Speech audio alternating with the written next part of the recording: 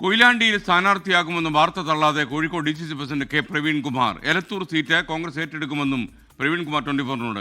Perambra seat വിട്ടു നൽകുന്നതിൽ തീരുമാനമെടുക്കുക മുസ്ലിം ലീഗാണെന്നും കെ പ്രവീൺകുമാർ.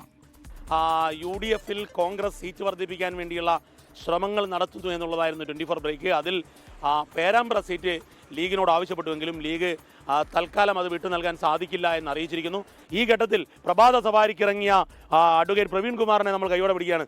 പ്രവീൺ കൊയിലാണ്ടിയിൽ സ്ഥാനാർത്ഥിയാകാൻ പോകുന്നു, വിജയസാധ്യത പ്രവീണാണ് എന്നുള്ള നിലയിലുള്ള റിപ്പോർട്ടുകൾ ഉണ്ടെന്നൊക്കെയാണ് അറിഞ്ഞത്. അതൊക്കെ തീരുമാനിക്കേണ്ടത് പാർട്ടിയല്ലേ, പാർട്ടിയുടെ തീരുമാനം അംഗീകരിക്കും, അത് പാർട്ടി തീരുമാനിക്കട്ടെ. അല്ല, അങ്ങനെ ഒരു ചർച്ച വിജയസാധ്യത പട്ടികയിൽ വന്നു എന്നുള്ളത് വലിയ കാര്യമാണല്ലോ. അത് നിങ്ങളുടെ വാർത്തയിൽ ഞാൻ കണ്ടു, ഞാൻ കേട്ടു. പക്ഷെ അതിനെക്കുറിച്ച് ഞാൻ തീരുമാനം പറയില്ല, തീരുമാനിക്കേണ്ടത് പാർട്ടിയാണ്. കോൺഗ്രസ് കഴിഞ്ഞ പ്രാവശ്യം കോഴിക്കോട് തിരിച്ചടി ഉണ്ടായതാണ്. ഒരു പരീക്ഷണശാലയായിരുന്നു യഥാർത്ഥത്തിൽ കോൺഗ്രസിന് കോഴിക്കോട്. ഇക്കുറി കോഴിക്കോട് പേരാമ്പ്ര സീറ്റും അതുപോലെ എലത്തൂർ സീറ്റും തിരിച്ചെടുക്കാനുള്ള നീക്കം നടക്കുന്നുണ്ടെന്ന് കേൾക്കുന്നു. അതിലെങ്ങനെയാണ് പേരാമ്പ്രയുടെ കാര്യത്തിൽ എന്താണ്?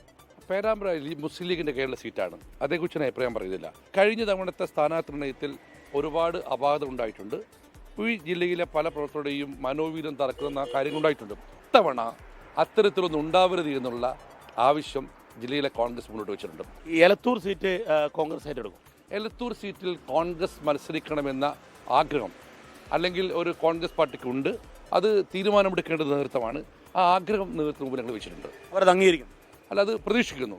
ഈ മറ്റൊരു പ്രധാനപ്പെട്ട കാര്യം, മുല്ലപ്പള്ളി കോഴിക്കോട് ജില്ലയിൽ മത്സരിക്കണം എന്നുള്ള നിലയിലുള്ള ചർച്ചകൾ നടക്കുന്നുണ്ട്. DCC പ്രസിഡന്റിന്റെ അഭിപ്രായം എങ്ങനെയാണ്? മുല്ലപ്പള്ളി രാമചന്ദ്രൻ ഈ സംസ്ഥാനത്തെ ആദരണീയ നേതാവാണ്. ഈ ഇമേജുള്ള ഗുരുതുല്യനായ മുല്ലപ്പള്ളിക്കെതിരെയാണ് പലയിടത്തും പോസ്റ്ററുകൾ പ്രത്യക്ഷപ്പെടുന്നത്. അതിൽ നടപടി വേണ്ടതല്ലേ? ഞാൻ ഉറച്ചു വിശ്വസിക്കുന്നു, ത്രിവർണ്ണ പതാക പിടിക്കുന്ന ഒരുത്തൻ മുല്ലപ്പള്ളിക്കെതിരെ പോസ്റ്റർ ഒട്ടിക്കില്ല. കാരണം അദ്ദേഹം സർവാദരണീയ നേതാവാണ്.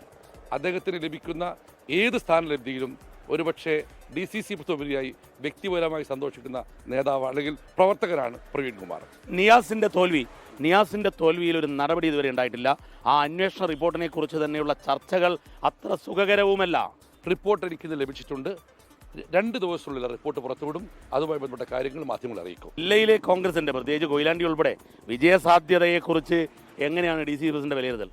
ഈ കഴിഞ്ഞ ലോക്കൽ ബോഡി തെരഞ്ഞെടുപ്പ് എന്ന് പറഞ്ഞാൽ വോട്ടർ പട്ടികയിൽ കൃത്രിമം നടത്തിയ തെരഞ്ഞെടുപ്പും അശാസ്ത്രീയമായ വാർഡ് വിഭജനം അങ്ങനെയൊക്കെ നടന്നിട്ടും 13-ൽ 10 സീറ്റ് UDF ലീഡാണ്.